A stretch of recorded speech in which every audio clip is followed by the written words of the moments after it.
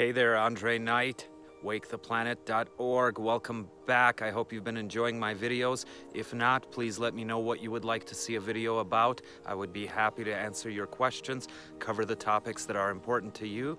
Today, I want to talk about the heart. Okay, we've maybe heard this before, head versus heart. I would like to share some facts with you. I've shared my story of my dog before. How his heart left a lasting message with me because it was the last organ to die long after the brain was non-responsive anymore.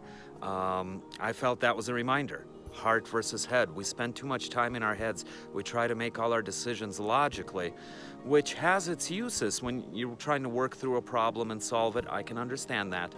But it has its uses. It shouldn't rule your life. All these important decisions should come from the heart, should be based on feeling, and then maybe evaluated and investigated with logic, okay, to back up the heart decision.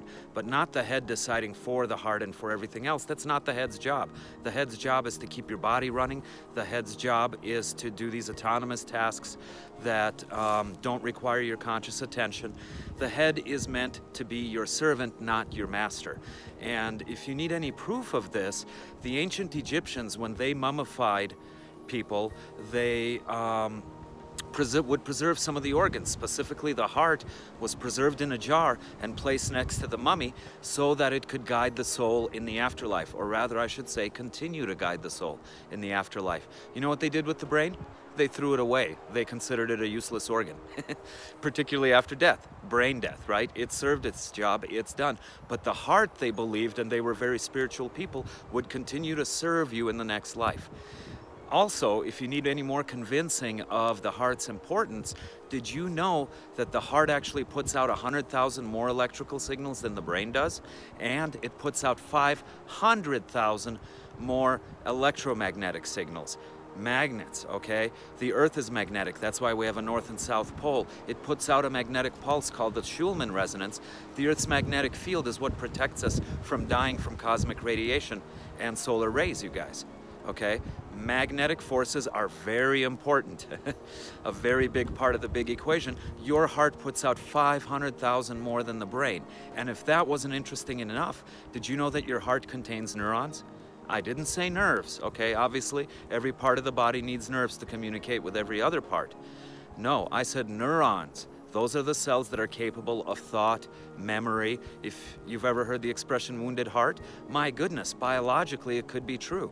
There could be traumas held in the heart. There could be memories trapped in the heart. Good ones certainly are. We know how it warms the heart to think of good ones. Bad ones might be limiting you or acting on you without you even knowing it.